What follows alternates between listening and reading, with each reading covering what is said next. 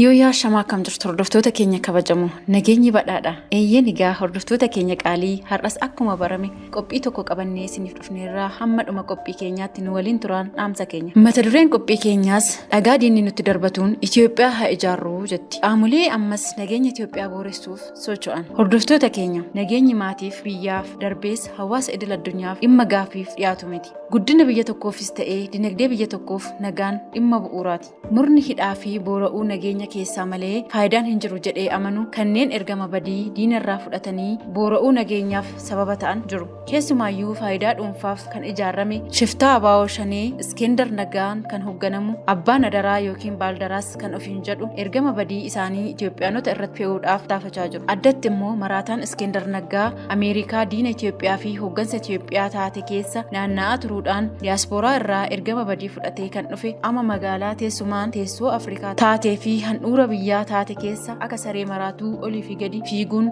summii isaa facaasuu eegaleera. Namni kun yeroo ammaa kana naannoo filatamoo kaayyoo badii isaanii galmaan gahuu danda'aniif namoota ergama kana fudhachuu danda'an qindeessuudhaan kutaa magaalaa hunda keessa naanna'uun holola sobaa facaasaa jiraachuun humni waloo nageenya Itoophiyaa saaxileera. Yaa hordoftoota keenya humni nageenya waloo ibsa baaseen qaamoleen kaayyoo badiif gurmaa'an kanneen adda baasuun hordoffii taasisaa jiraachuu ibsuun ergama badii kanarraa akka of qusatan hubachiiseera. Namoota dhuunfaa fi gareen gurmaa'uun socho'aa jiran kanneen irratti tarkaanfii seeraa kan fudhatu ta'uu humni waloo kun hubachiiseera.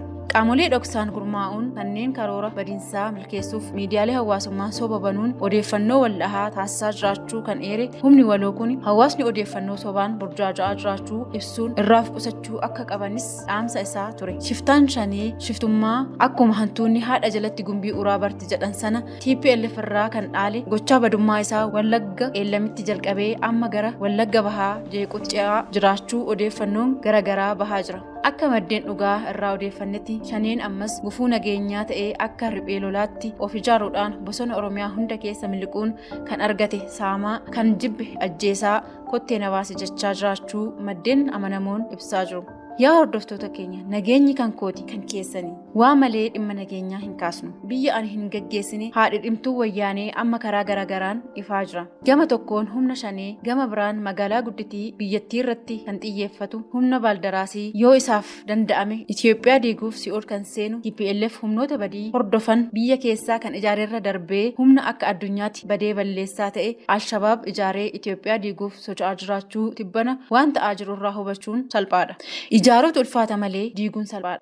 Dhakaa diinonni nutti darbachaa jiran kan mana goonee utubnee Itoophiyaa ijaaruu dandeenyu yoo waloomnedha. Waloomuu keessa garaagarummaan hedduun jiraachuu danda'a. Kan bifaa, kan siyaasaa, kan yaadama misoomaa fi kan kana fakkaatan jiraachuu danda'a. Dhimma biyyaarratti waloomuun diina biyya diigu fuuldura dhaabbachuun garuu adaraa abbootii lafee isaanii adawaa irratti cabsanii galmaan gahuudha. Imaanaan Dr. Abiyyis osoo nuti jirruu baandonni biyya hin diigani. Nuun diiganii ka'anii biyya diigu malee kan jedhu. Maarree imaanaan kun imaanaa guddaadha. Warra imaanaa nyaatu hin taanu. Haa waloomnuun dhaamsa Kuyyuu Miidiyaati. Waan nu dhaggeeffataniif galatooma isiniin jechaa Kuyyuu Miidiyaa laayik, sheer, sabskiraayib gochuu hin dagatinaan dhaamsa keenya guyyaa har'aati.